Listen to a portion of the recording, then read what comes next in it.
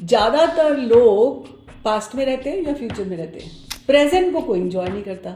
Art को लोग बहुत बुरा मानते हैं। अगर हम 2024 की कामयाबियां देखें तो बहुत बड़ी बड़ी कामयाबियां इस साल हुई हैं हमें। आर्ट होता है सैटर्न का। सैटर्न के बिना दुनिया में कुछ नहीं है। अब बताओ, पैसे के बिना कुछ हो सकता है? जितना कार्मिक लेखा जोखा बराबर करता है ये मतलब नंबर 8 नॉलेज का होता है। 8 नंबर शनि का नंबर। सीमा जी, आपने लाइफ डिज़ाइनिंग के बारे में कहा। लाइफ डिज़ाइनर एक आपने शब्द यूज़ किया, तो ये लाइफ डिज़ाइनर क्या होता है?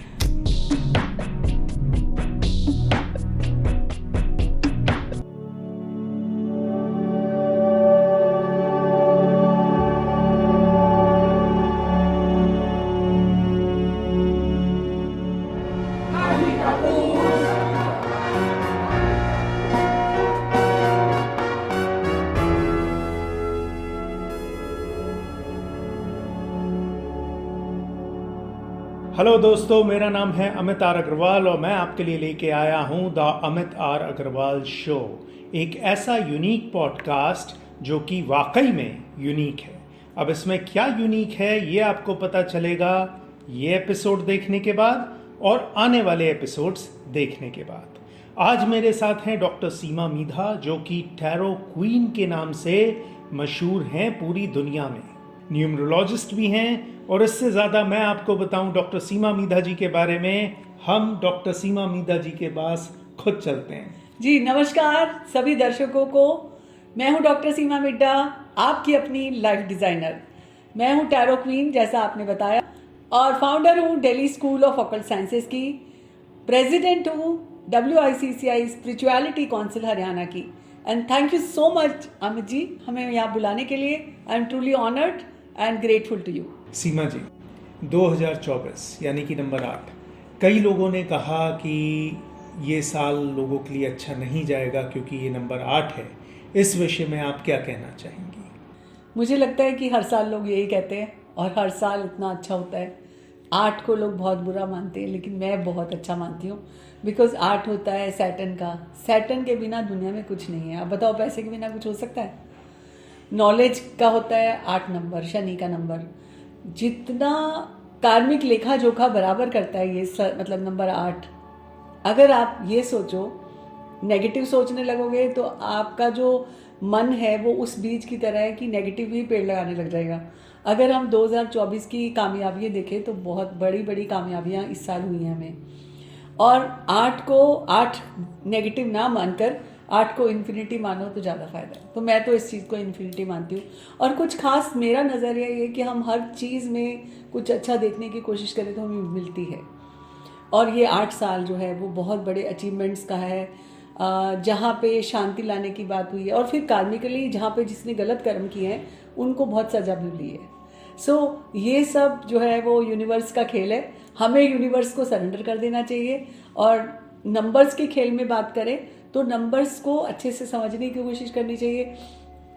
ये भी मैं कहना चाहूँगी कि 8 नंबर मेहनत करवाता है, तो मेहनत करोगे तो रिजल्ट्स अच्छे मिलेंगे ही मिलेंगे आपको। सीमा जी, कुछ अपने बारे में बताइए कि आपका जन्म कहाँ पर हुआ, आप पली बड़ी कहाँ पर, आपकी शिक्षा कहाँ पर हुई? जन्म मेरा राजस्थान में हुआ। मेरे पापा एक गवर्नमेंट सर्वेंट थे, तो इरिगेशन डिपार्टमेंट में। उसके बाद मैं पढ़ाई लिखाई जो कॉलेज की स्कूल की तो राजस्थान में हुई, और इनफैक्ट कॉलेज की भी राजस्थान में हुई। बनस्थली विद्यापीठ आपने नाम सुना है, तो मैं वहाँ पे पढ़ी हूँ जहाँ पे हमें मल्टी कल्चरल या ये कहें कि इतनी सारी स्किल को सीखने का मौका मिलता है। बनस्थली का नाम आपने भी सुना होगा।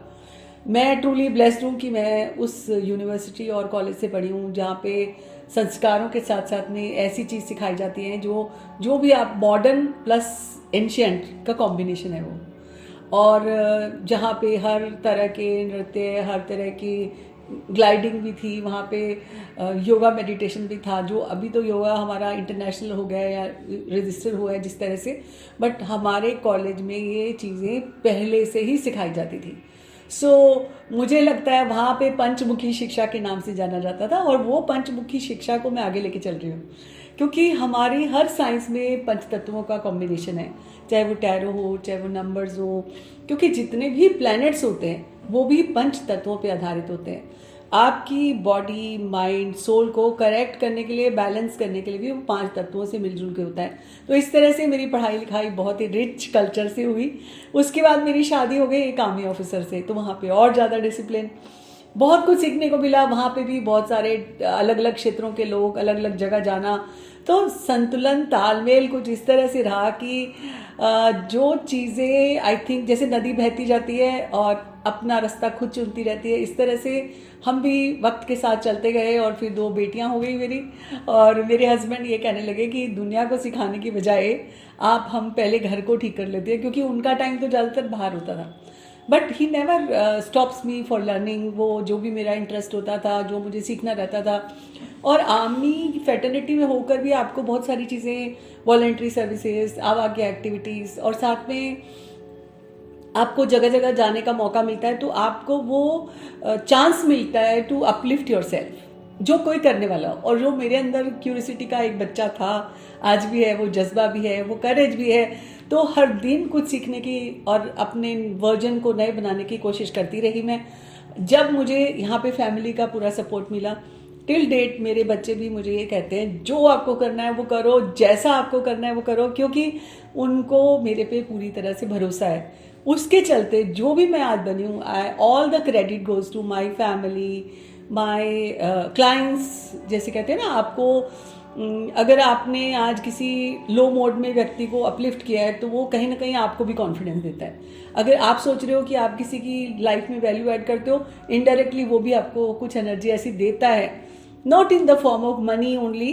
वो अगर आपको कह देगा ना, धन्यवाद आपने मेरे जीवन को संवारा, तो आई थिंक वो भी आपको खुशी देता है, कॉन्फिडेंस देता है। तो ये सारी दुनिया जो है उसके साथ मैं हूँ, और उन लोगों की वजह से मैं आज हूँ जो भी हूँ। मैं शायद अकेली होती तो ये सब नहीं कर पाती। वो कहानी सुनी आपने कि एक बार 4 दीवारें होती हैं, वो आपस में लड़ बैठती हैं कि मेरी वजह से है, ये मेरी वजह से है, ये कमरा मेरी वजह से है। तो छत ने बोला अगर मैं ना होती तो हवा, पानी, मिट्टी सब आता इधर, तो इसीलिए तुम 2-3-4 का कोई वजूद नहीं है, मेरी वजह से तुम लोग हो। तो उतनी देर में फर्श भी बोल उठा कि छत भी तभी बैठ सकती अगर फर्श पे दीवारें टिकती। तो इस दुनिया में एक अकेला आदमी कुछ नहीं कर सकता। इट्स लाइक अ टीम, और टीम के साथ मिलकर काम करो तो आप 7वें आसमान को छू सकते हो। जी सीमा जी, आप न्यूमरोलॉजी और टैरो की इस फील्ड में कैसे आई? बहुत ही अच्छा सवाल है। ये कोई एक दिन का रास्ता या एक दिन की जर्नी नहीं है। जैसे कि मुझे सीखने का शौक़ था, तो मैं जहाँ पे भी जाती थी, मैं कुछ नई नई चीज़ें, जैसे मुझे मौका मिलता था, चाहे आर्मी में, चाहे आर्मी के बाहर, या कोई लोग आते थे सिखाने के लिए, तो मेरे को क्यूरियोसिटी थी। लेकिन ना मुझे किसी ने एक बार, जैसे लोग ज़्यादातर बहुत बीमार रहते हैं, जैसे आसपास देखते हैं लोग बहुत डिपेंडेंट हो जाते हैं। एक्चुअली क्या होता है, मैंने मतलब नोटिस भी करती हूँ, सीखती भी हूँ, तो मेरे को ये लगता है कि ज़्यादातर लोग पास्ट में रहते हैं या फ्यूचर में रहते हैं, प्रेजेंट को कोई इंजॉय नहीं करता। अगर देखा जाए, अगर हम प्रेजेंट में रहेंगे तो जो हमारा विजन ब्लर पास्ट की एक्टिविटीज़ से हो जाता है, या फ्यूचर के बारे में सोच के हो जाता है। जैसे फॉर एग्जांपल, अगर हस्बैंड्स हैं, आर्मी में बाहर गए हैं, लोग डर के मारे कहते हैं अच्छा कैसे है, सब ठीक है, कोई न्यूज़ आई, ये आई, तो that means there thought is negative, pattern is negative. तो मेरे को ये लगता था कि हर इंसान, चाहे वो आर्मी ऑफिसर्स वाइफ्स हों, या जवानों की घरों की फैमिलीज हों, या चलो ये तो बाद में हुआ, उसके आसपास भी लोगों को देखे तो एक फियर है, एक नेगेटिविटी है, एक जेलसी है, एक हेटरेट है, एक एंग्जाइटी है, मतलब किसी ना किसी तरह की कोई चीज़ नेगेटिव होती ही थी। तो मुझे ये लगता था कि मेरा मन करे तो एकदम साफ कर दूँ, सबको पॉजिटिव कर दूँ, सबको खिलखिलाता मुस्कुराता बना दूँ। उसके चलते मुझे ये लगा कि मैंने अपना एक सोचा कि मैं कैसे इस दुनिया में रोशनी फैलाऊं। वो रोशनी फैलाने के लिए कोई मीडियम होना चाहिए, ऐसे तो कोई आएगा नहीं। तो मैंने उस ज़माने में कोई भी ऐसी विद्या नहीं, जो मैंने स्टार्ट किया रेकी से, कि रेकी आप, क्योंकि हर चीज़ एनर्जी फ्लो से बनी है। अब रेकी एक ऐसी एनर्जी फ्लो बनाता है इंसान के अंदर, जैसे फॉर एग्जांपल कि आप अगर किसी की बात से हर्ट हो गए, या आपको किसी ने कुछ कह दिया, या फिर आपकी खुद की सोच से आप कहीं ब्लॉकेजेस हो गई आपके अंदर एनर्जी, तो एनर्जी को चैनलाइज करने के लिए reiki was the ultimate medium. और उससे चाहे आपकी किसी तरह की साइकोसोमेटिक प्रॉब्लम्स होती थी वो ठीक हो जाती थी. So I started learning with reiki. फिर धीरे धीरे करुणा रेकी, फिर रेकी में मास्टरशिप किया, फिर प्राणिक हीलिंग सीखा, फिर हिप्नोथेरेपी सीखा, कलर थेरेपी सीखा, फिर टैरो के अलग अलग 3 टीचर से सीखा, क्योंकि I was not happy and satisfied. मुझे टीचर भी ढूंढने में लगता है कि वो मेरे टीचर बनने लायक होना चाहिए जो मेरे सारे सवालों का जवाब दे सके. तो फिर मैंने एक्यूप्रेशर सीखा, एक्यूपंक्चर सीखा. तो स्टार्ट करते करते करते, और साथ में ना हमारे आर्मी में एक क्लब था जहाँ पे फ्री ट्रीटमेंट देते थे. फिर उन्होंने मेरी एक जगह ड्यूटी लगाई. 7 साल तक मैं आर्मी हॉस्पिटल में जाकर जो पेशेंट्स होते थे ऑन्कियो वार्ड में, उनको मैं जैसे एक मोटिवेशनल स्पीच देती थी. हर वेडनेसडे को जाती थी वहाँ. और उसमें जो पेशेंट तो है ही है, पेशेंट के साथ जो लोग होते थे वो भी बहुत ट्रबलसम कंडीशन में होते थे कि इस सिचुएशन से बाहर आने के लिए उनको भी बहुत प्रॉब्लम्स होती थी. तो मेरे को वो चीज़ों में बहुत मज़ा आता था. मज़ा ऐसे आता था कि मेरे जाने के बाद जो बंदा पीड़ा में तड़प रहा है वो मेरे जाने से वहाँ शांत हो जाता था. तो मैंने खुद के अंदर महसूस किया कि कुछ ऐसी चीज़ होती है हर इंसान के अंदर. आपके अंदर मैजिक होता है अगर आप रियलाइज़ करो तो. और वो मैजिक तभी हो सकता है जब आप पॉजिटिव होते हो. और उस पॉजिटिविटी और उस मैजिक को जब मिला दिया जाता है तो डेफिनेटली एक लाइट की तरह स्पार्कल होता है और आप यूनिवर्स से तालमेल हो जाता है आपका. और जो आप बोलने लगते हो वो सोचने लगते हो वो होने लगता है. जैसे फॉर एग्जांपल आपने कहा आप ठीक हो गए, आप ठीक हो जाओगे, अगले दिन से वो बंदे की एनर्जी अलग होती थी. तो मुझे मज़ा आने लगा. उसके बाद मैंने हिप्नोथेरेपी सीखी. मेरे को ये लगा मैं एक ऐसा टाइप का स्कूल बनाऊंगी जिसमें other than the allopathy, Ayurvedic और होम्योपैथी कुछ होगा. हीलिंग्स होंगी या ट्रेनिंग्स होंगी, टीचिंग्स होंगी. ऐसे करके मैंने शुरू किया और लोगों को बहुत बेहतरीन महसूस होने लगा. और पता आपको एक बात बताऊं, जहाँ पे पैसे नहीं लिए जाते वहाँ भीड़ लग जाती है. मतलब हमारा जो वो था वो we are not suppose to charge because we are in to the premises of army. तो फ्री में जब सर्विस देते थे तो लोगों की भीड़ लग जाती थी. और आजकल क्या, आज से 15-20 साल पहले भी जब हमने ये सुप्रयास के नाम से खोला था तो ऐसा कोई भी इंसान नहीं था जो दर्द से आता और मुस्कुराता हो जाता. तो चाहे वो किसी भी एज ग्रुप के लोग हों. और आज की डेट में आप सोचो कि प्रॉब्लम किसको नहीं है. चाहे पर्सनल लाइफ हो, चाहे हेल्थ हो, चाहे वेल्थ हो, या सक्सेस हो, या कंपटीशन हो. अभी तो डे बाय डे और बढ़ता जा रहा है. डिजिटल युग है. कुछ लोग जो थोड़े टेक्नोलॉजी फ्रीक है वो तो फटाफट कर लेते हैं, लेकिन जिनको नहीं आता, चाहे वो बहुत ही ज़्यादा अपना टैलेंट में है लेकिन उस टैलेंट का वो इस्तेमाल नहीं कर सकते क्योंकि उनको टेक्नोलॉजी से कोलैबोरेशन नहीं आता. और अभी जो चल रहा है सीन वो कोलैबोरेशन का है. तो इस तरह से मैं अपने आप को अपग्रेड करते करते आई स्टार्टेड. बट हाँ, मेरे को इतनी सारे मोड सीखने के बाद भी मुझे लगा कि ये ज़रूरी नहीं होता कि आप सोचोगे कैसे किसको कौन सी थेरेपी दो. तो मैंने एक ऐसा पैकेज बनाया जो मुझे लगा कि वो बेस्ट है हर इंसान के लिए. वो एक इंसान की सोच को ठीक करता है, वो एक इंसान को मोटिवेट करता है. और वो मोटिवेट करने के लिए अगर हम एक ऐसा पैकेज बना दें जो हर इंसान खुश होके जाए, तो मैंने इस तरह से एक पैकेज बनाया जिसमें मैं बोलती हूँ आ जाओ अपनी लाइफ को डिज़ाइन करो. उसमें चाहे कलर हो, चाहे आपका नाम हो, चाहे आपके सिग्नेचर हो, चाहे आपका मोबाइल नंबर हो. ये यात्रा मेरी चलती गई और मैं रोज़ कुछ अपलिफ्ट होती गई और दूसरों को भी करती गई. सीमा जी, आपने लाइफ डिज़ाइनिंग के बारे में कहा. लाइफ डिज़ाइनर एक आपने शब्द यूज़ किया, तो ये लाइफ डिज़ाइनर क्या होता है? बिल्कुल. जैसे कि आपने कभी कभी सुना होगा कि बहुत बड़े बड़े जब सत्संग होते हैं वहाँ पे गुरुजी सबके पास नहीं जाते. दूर से देखते हैं और सबको हील कर देते हैं. क्योंकि उनके अंदर एवरीडे अपनी पावर को, चाहे वो मंत्रों से, चाहे वो अपनी साइंस से, चाहे आपके पढ़ाई से, अपने आप को अपलिफ्ट करते हैं मेडिटेशन करके. इस तरह से जब मुझे समझ आया कि जैसे कई लोग सिर्फ हाथ देखते हैं, कई लोग एस्ट्रोलॉजी करते हैं, कई लोग एक्यूप्रेशर, एक्यूपंक्चर करते हैं. तो मैं इतना पढ़ाई करने के बाद आफ्टर 35 मोडालिटी लर्निंग के बाद, और till date I am learning. ऐसा नहीं कि मैंने छोड़ दिया हो. अब हर साल मैंने 2-3 नई चीज़ें सीखनी है और अपने अंदर डालनी है अपने पूरे उसमें. तो मेरा कहने का मतलब ये कि एक इंसान अगर ये सब चीज़ें कर ले, for example when you are ramp show पे चलते हो. Ramp show is like life. बिल्कुल. ठीक है. आप वहाँ पे मेकअप भी करते हो, हेयर स्टाइल भी करते हो, अच्छी ड्रेस भी पहनते हो, तो आप एक कंप्लीट पैकेज लगते हो. ऐसे ही लाइफ के रैम्प शो पे चलने के लिए आपको, आपकी डेट ऑफ बर्थ आपके पास है, अगर आपकी स्ट्रेंथ आपको पता है, आपकी वीकनेस आपको पता है, तो अपनी वीकनेस पे फोकस मत करो, सिर्फ अपनी स्ट्रेंथ पे फोकस करो। और आपके अंदर जो जज्बा, करेज, क्वालिटी है, उस क्वालिटी को इतना निखार कर लो कि आप दुनिया के नंबर 1 पर्सन बनो। जी। उसके लिए आपको अपनी हर एनर्जी लीकेज को बंद करना होगा, यानी कि आप अपने सिग्नेचर को एनालिसिस करो, अपनी टैरो रीडिंग से आपकी मिस्ट्री जो अनफोल्ड मिस्ट्री है, फोल्डेड मिस्ट्री है, वो अनफोल्ड हो जाएगी। और साथ ही साथ आपकी डेट ऑफ बर्थ से आपका नाम अलाइन करेंगे जी। आपकी सिग्नेचर अलाइन करेंगे, आपके लकी कलर्स, लकी नंबर्स, आप जॉब में जाओ या बिजनेस में जाओ या आप क्या करो, किस तरह से काम करो, एक पूरा पैकेज है जी। उस पैकेज को लेकर आपकी लाइफ को डिज़ाइन किया जाता है। और फिर आपको हर बार किसी से पूछने की ज़रूरत नहीं पड़ती, बिकॉज सब चीज़ें अलाइन हो गई तो आप अपने रास्ते को चलोगे जी। और आप अपनी ज़िंदगी के रैंप शो में एक बेस्ट शो स्टॉपर की तरह चल पाओगे। जी। सीमा जी, कर्म के बारे में कुछ बताइए। कई व्यक्ति हैं जो कि बहुत ही गलत करते हैं और फिर भी हम देखते हैं कि उनकी पोजीशन बढ़ रही है, उनकी पूंजी बढ़ रही है। ऐसा क्यों होता है कि गलत काम करने पे भी ये व्यक्ति ऊपर ही उठते चले जाते हैं? बहुत ही ये भी अच्छा सवाल है, क्योंकि आपने कभी देखा होगा कि आपको लगता है कि पूंजी बढ़ती जा रही है, जब वो पूंजी एक साथ लगेगी कहीं पे ऐसी जगह में जहाँ पे उनको ऐसे ही देना पड़ जाएगा। वो पूंजी इकट्ठी तो उन्होंने अपने चाव से की। आपको क्या लगता है कि इस दुनिया में से कोई जाता है तो वो पूंजी लेके जाता है?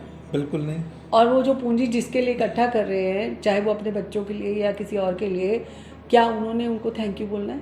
पर ये हो सकता है कार्मिक साइकिल बहुत पीछे से चला आ रहा है, जो गलत काम करके वो इकट्ठा कर रहे हैं। और आगे भी मतलब आपने बहुत सारे केसेस इन दिनों भी देखे होंगे, चाहे वो पॉलिटिशियंस के देखे होंगे, जैसे रॉन्ग सर्कल क्रिएट करते जा रहे हैं। और ये कार्मिक सर्कल है। अगर आज आप किसी और के लिए बुरा करके किसी और के लिए अच्छा कर रहे हो, तो कहीं ना कहीं यू विल बी द भागीदार ऑफ दैट थिंग, और उसका जो खामियाजा आपको आगे भुगतना पड़ सकता है। आज आपको लग रहा है कि वो ठीक है, पर इस जर्नी में आप देखो कि जो जर्नी हम देखते जा रहे हैं, हम कलयुग में एक ऐसी चीज़ है कि आप एक कदम किसी के लिए बुरा करो, दूसरे 4 कदम आपके लिए बुरे हो जाएंगे। लाइक हम हर रोज़ देखते हैं कि किसी ने एक गलत कर्म किया और आगे से 4 कदम उनके लिए गलत। किसी के लिए कुआं खोदने चले थे, खुद खाई में गिर जाते हैं। ये तो सुना होगा आपने जी। तो ये भी सुनो कि जो बुरा कर रहे हैं, कहीं ऐसा हो सकता है कि कार्मिक डेप्ट उनको देना हो जी। इसीलिए वो ऐसा कर रहे हैं। लेकिन चाहे आप लाख कोशिश करके करोड़ों बना लो, वो कहते हैं ना, पूत सपूत तो क्यों धन सींचे, वो वाली कहानी है। जी, जी, तो अगर आप अपने बच्चों को स्किल दे दोगे, अगर आप उनको कमाना सिखा दोगे, अगर उनको मेहनत करना सिखा दोगे, तो आपको उनके लिए गलत पैसा जमा करने की ज़रूरत नहीं पड़ेगी। सीमा जी, आज जब दिल्ली के हर गली नुक्कड़ पर न्यूमरोलॉजिस्ट हैं, टैरो रीडर हैं, आपको क्या लगता है ये जो इतने सारे न्यूमरोलॉजिस्ट और टैरो रीडर आ गए हैं, इसकी वजह क्या है? ये बहुत ही बढ़िया बात है आपने पूछी। जो इस दुनिया में पहले गिने चुने रेस्टोरेंट होते थे, जी, जैसे नाम होता था उनका जी, और आज हर गली, हर नुक्कड़, हर जगह में एक खास कुजीन मिलने लगा है। जी, हमारे भारत में भी दूसरे देशों को मिलते हैं। जी। तो इसमें किसी को किसी से नुकसान नहीं जी। है। आपको जो टेस्ट चाहिए, आपको वो गली के कॉर्नर में भी साफ़ सुथरा मिल रहा है, मतलब हम उनको भी वो नहीं कह सकते, और वो आपके 5 स्टार होटल में मिल सकता है। जी। जिस तरह से दुनिया बढ़ती जा रही है, मेरे को ये लगता है कि ये भी एक तरह का कार्मिक लेन देन है। जी। और इसमें 10% 20% ऐसे भी हैं जो इन सब साइंसेस का फ़ायदा उठाने के लिए दूसरों को डराते हैं। जी। एक्चुअली मेरी मुहिम भी यहीं से शुरू हुई थी। जैसे कोई भी पंडित है, कोई किसी को भी कुछ बोल देते हैं। पंडित एक थोड़ा एक तरफा होता है, वो बोलते हैं पंडित जी, और आगे जो क्लाइंट है वो सुन रहा है, ये दशा चल रही है, ये महादशा चल रही है, इसमें आपको इतने साल ये भुगतना होगा, ये भुगतना होगा। अब आप सोचिए कि माइंडसेट जिसका ऑलरेडी वीक है, वीक माइंडसेट से ही पंडित के पास गए आप, और पंडित ने भी आपको आगे से ये बता दिया कि राहु चल रहा है, ये चल रहा है, वो चल रहा है। अब वो जो पर्सन है उसका माइंडसेट क्या होगा? जैसे एक मरने वाले को, पहले मरना तो हमने सब नहीं होता है, लेकिन मरने वाले को बोल दो कि तुम तो पर कल ही मरने वाले हो, तो उसकी माइंडसेट क्या होगा? तो ये जर्नी सबकी है। इस जर्नी में हमें ये सुनिश्चित करना है कि अगर इस जर्नी में आज आपने किसी की लाइट जलाई है तो आपकी लाइट 4 दिन और जलेगी। यहाँ पे कार्मिक लेखा जोखा ऐसे बैलेंस होता है कि अगर आपने किसी को निराश, परेशान, हताश इंसान को और ख़राब कर दिया। For example, people are coming to us कि जैसे yesterday only one girl call me and she was telling कि मेरा तो बस डिवोर्स हो जाएगा, ये हो जाएगा, मैं नहीं रह सकती, मेरे को ये नहीं मिला, मेरे को ये नहीं मिला, मेरे को ये नहीं मिला, ये नहीं मिला। अब नहीं मिला तो आप बोल रहे हो, तो मैंने कहा ठीक है हम बात करेंगे, तुम टाइम स्लॉट बुक करो, हम बात करेंगे। जब वो बात करने लगी तो मैंने देखा कि जो जिसके बारे में वो कंप्लेन कर रही थी उस इंसान को इस चीज़ का एहसास ही नहीं है। वो इंसान बिल्कुल प्लेन पेपर है, कोरा कागज़ है, समझ ही नहीं रहा, वो सोच ही नहीं रहा, वो इतनी बातें सोच ही नहीं रहा जितनी खिचड़ी इसके दिमाग में पकड़ी है। तो मैंने बोला देखो बेटा ऐसा है, डिवोर्स की बात तो मैं नहीं देख रही यहाँ पे बिल्कुल भी। चाहे तुम इसके साथ रहो चाहे किसी और के साथ रहो, डिवोर्स तो तुम्हारा नहीं होने वाला। हाँ, अगर तुम्हारा मन किसी और के साथ रहने के लिए है तो कल जो आज तुम इसके बारे में सोच रही हो कल वहाँ पे भी यही होगा। सबसे पहले तुम्हें अपना माइंडसेट सही करना होगा। ये सारी प्रॉब्लम्स तुम्हारे खुद के माइंडसेट से आई हैं, और जिस दिन तुम्हारा माइंडसेट सही होगा और तुम किसी दुनिया में किसी इंसान को नहीं बदल सकते, सिर्फ कंप्लेन करना छोड़ो, बदलाव की बात सोचो, बदलाव करना है तो अपने अंदर करो, तब आपकी ज़िंदगी खूबसूरत होने की गारंटी मैं देती हूँ। उसके पहले मैं नहीं बोल सकती कि आपकी ज़िंदगी, आप नंबर भी चेंज कर लो, आप सिग्नेचर भी चेंज कर लो, हर चीज़ में तो आप बोल रहे हो ये नहीं हो सकता, ये नहीं हो सकता, ये नहीं हो सकता। अगर आप हर चीज़ में नहीं नहीं नहीं नहीं बोलोगे, अगर आपकी ज़िंदगी में आपको फिट होना है तो आपको अपना एक्सरसाइज करनी होगी, वॉक करना होगा, लाइफस्टाइल सुधारना होगा, वो तो आपको खुद ही करना पड़ेगा ना। अगर आप हर चीज़ में दूसरों के ऊपर कंप्लेन करते रहोगे, ये वही बात हो गई कि एक इंसान ना डेथ हो गई उसकी जी, वो स्वर्ग गया जी, और स्वर्ग में ना उसमें 2 कमरे थे जी। एक में तो कागज़ों की भीड़, मतलब पोथे पोथे पड़े थे, और एक में 1 2 4 कागज़ पड़े थे। तो कहता है कि मैं इसमें जाऊँ कि इसमें जाऊँ, तो कहता है कि देखो ये दोनों में फ़र्क क्या है, वो पूछता है, कोई वहाँ पे गेट कीपर होता है। तो कहता है ये तो जो लोग कंप्लेन करते हैं उनकी कंप्लेन सालों साल लग जाती है आगे जाने में, और ये लोग जो शुक्राना करते हैं ये वो है। तो आप ये देख लो कि कंप्लेन वाली लिस्ट इतनी बड़ी है कि उस रास्ते से निकलना औखा है। इधर तो आपकी शुक्राना जो करते हैं, आप ये देखो, आप सीरियसली अपनी ज़िंदगी में ग्रैटिट्यूड लाओ हर रोज़, आपकी ज़िंदगी इतनी अच्छी हो जाएगी, ऑटोमेटिकली आपको रास्ते मिलते जाएंगे, जवाब मिलते जाएंगे जी। 100% if you are positive, if you are not complaining about anything, every day whatever you have, चाहे बॉडी हो, चाहे माइंड हो, चाहे सोल हो, चाहे पढ़ाई हो, चाहे खाना हो, चाहे नेचर हो, चाहे सूरज चांद हो, चाहे आपके कपड़े हों, चाहे आपके मम्मी पापा हों, चाहे आपके सिबलिंग्स हो, वॉट एवर यू हैव, आपके बच्चे हो, आपका पार्टनर हो, if you be grateful, thankful, चाहे जैसे भी है, अगर होंगे तो आपकी ज़िंदगी का बदलने का 100% दावा मैं करती हूँ।